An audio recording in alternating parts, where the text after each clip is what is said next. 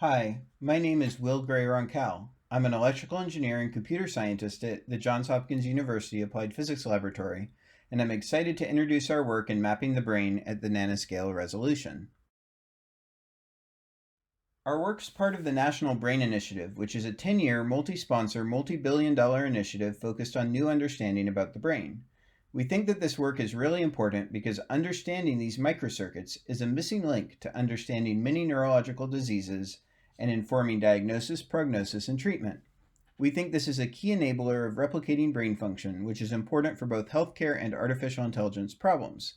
This research area is fundamental to building better models and understanding of the brain, and resulting models may have great impact on diseases and conditions such as TBI, autism, and Parkinson's. How can we study the detailed circuitry that's affected? How can we facilitate more targeted drug delivery? So the field of connectomics is about 140 years old, and even in the early days, dating back to Santiago Ramon y Cajal, we were able to capture information about individual neurons. More recent techniques have allowed us to look at the brain at the macro scale with methods such as MRI. However, microscale circuits are still not well understood and require advances in scalability, scientific understanding, and community engagement, which are three areas that our BossDB team at APL have led and that we would really value your help in. Before we move on, I'd like to anchor the discussion by sharing a bit about neurocartography, or brain mapping. To interrogate the brain, we have many different sensors, ranging from magnetic resonance imaging on the left, where a cubic millimeter is represented by a single byte, to electron microscopy data, where each pixel is a few hundred cubic nanometers, and a cubic millimeter is 2 petabytes. One of our main goals in this field is to estimate a connectome, which is a wiring diagram of the brain. We model these networks with a mathematical object called a graph. Briefly, graphs have vertices, edges, and attributes, and may be equivalently represented by the pictures below. Depending on the approach taken, we can then make brain graphs at different resolutions, ranging from putative connections between brain regions, as you may be familiar with in functional or diffusion-based MRI, to detailed synapse-level connections between neurons, as you see on the right. The correct sensor modality will depend on your chosen scientific question.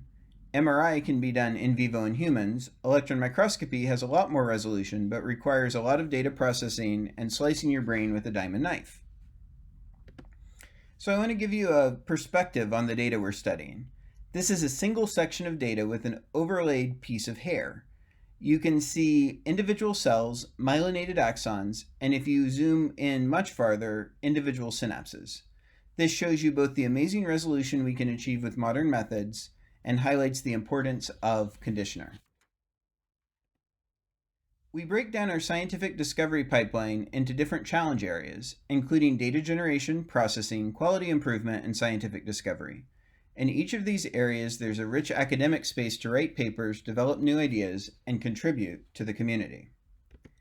One embodiment of this workflow is our ongoing research in neurally inspired artificial intelligence, where we explore how the structural patterns found in connectomes can be used to develop candidate circuits. We can then optimize functional behavior and apply the resulting engine to address a variety of AI tasks in a more elegant, biologically based approach. As a starting point for your discovery, I want to introduce you to BossDB. Over the past 4 years, we've built a scalable, cloud-native storage solution called the Brain Observatory Storage Service. This is quickly becoming a community standard, allowing for rapid, secure, shareable storage. This technology is innovative in much more than just storing pixels. We enable robust, rapid spatial analysis to efficiently process blocks of tissue and trace neuronal processes at scale. This process is analogous to flash freezing a pot of spaghetti, thinly slicing the result, and demanding immediate access to arbitrary chunks of the resulting data and traces along each strand of pasta. We work collaboratively with a solution architect at AWS and build and inform new solutions for both Amazon Web Services and the open source community. Through our data ecosystem, you'll be able to find a number of high-resolution electron microscopy and X-ray microtomography datasets, as well as datasets that use other volumetric imaging modalities. Hi, my name is Lindsay Kitchell, and I'm a neuroscientist at APL. I'm going to be showing you how to navigate our website, as well as discuss some exciting use cases for the data on BossDB. On BossDB, we currently host 24 publicly available datasets, which can be accessed by clicking on either the Browse Public Data button or the Projects button on the home page. Once you click either of these buttons, it will take you to the Projects page, where you can preview the available datasets. You can scroll through the projects and see information such as a short description, the species the data is from, and the image modality. We are able to support multiple different image modalities and currently host data using electron microscopy, X-ray microtomography, and light microscopy. You can filter the data using this menu on the left-hand side.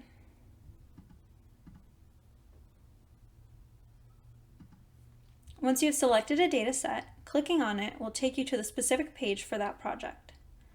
Let's examine the Whitblit et al. 2020 project.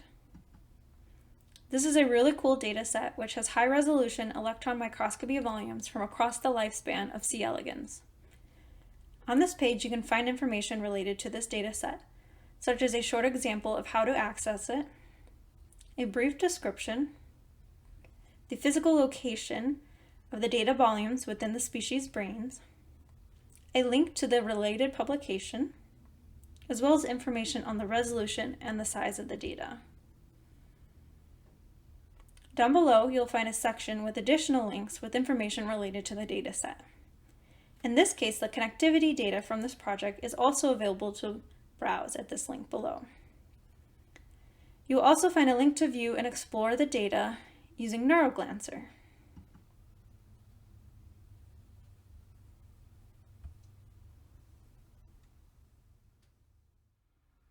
In the BossDB ecosystem, we are able to support multiple data types, including images, segmentations, meshes, skeletons, and connectivity graphs. Here you are seeing an example visualization of the Whitblit dataset using NeuroGlancer. Different things one can do with the data on BossDB, and we encourage you to explore the variety of projects available. But some exciting potential use cases include building tools to improve both manual as well as automated segmentation and annotation of these 3D images, building and improving upon tools for the detection of structures like synapses, cell bodies, and nuclei, as well as methods for the generation of skeleton and mesh representations from the already existing segmentation data. Furthermore, you can perform analyses related to topics such as neuron-level connectivity.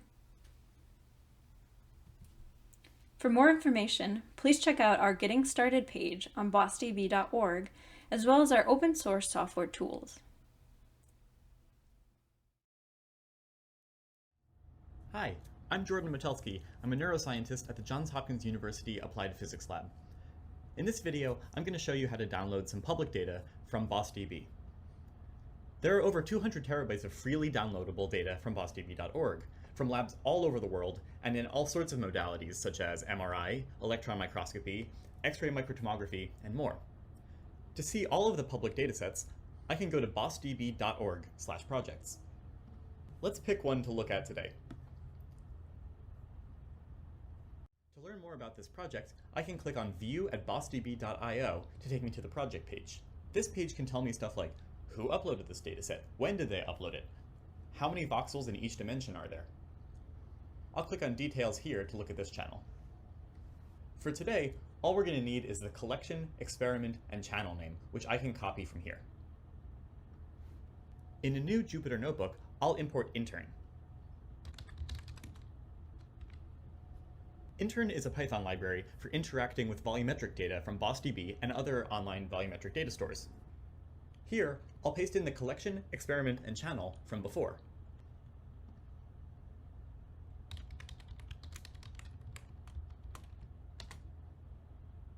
I can see how many pixels this dataset has in each dimension by asking for its shape. Now, let's download some data from somewhere in the middle.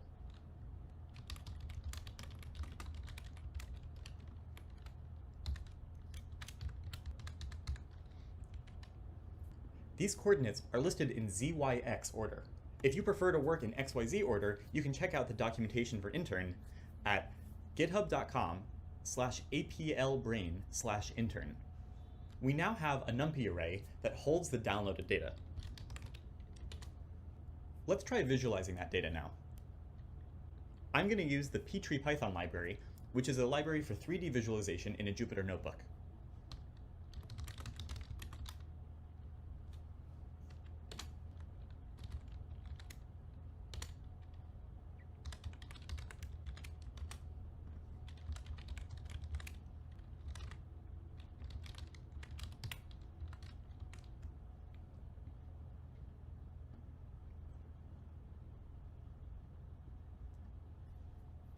I can use ptree to visualize an entire 3D stack of my imagery.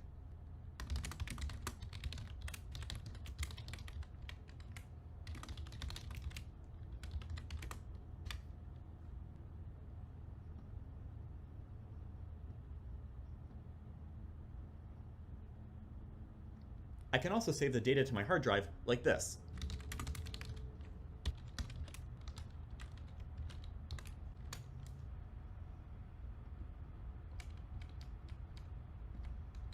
I can also get a link to visualize my data in the browser.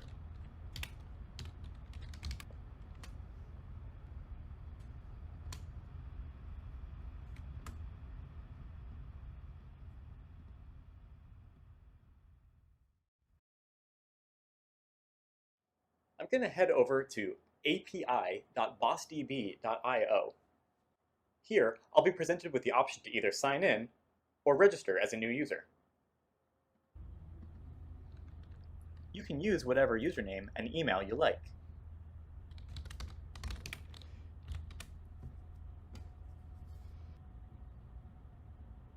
If you're new to the BossDB web panel, I would definitely recommend taking the tour. The tour is available from the upper right menu bar. Let's look at all of the datasets that we have access to.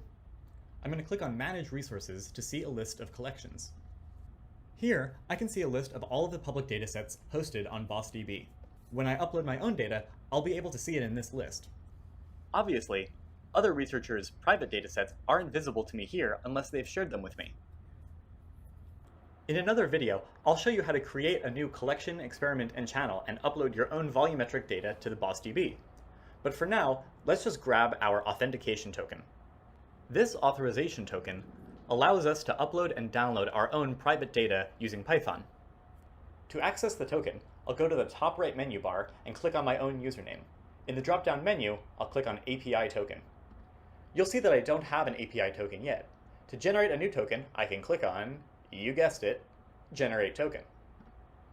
Anyone with this API token can read and write to your private datasets, so you should keep it safe like a password. If your token falls into the wrong hands, you can always come back to this page and click Revoke Token and generate a new one. In order to use this private token securely with the BossDB Python library, I'll create a new file in my home directory /.intern. The contents should look like this. I'm going to save this to the file path listed on the screen here. If you're on a Windows machine, replace this with your user home directory. Now that I've saved my private BossDB token to disk, I can access my public and private datasets from Python.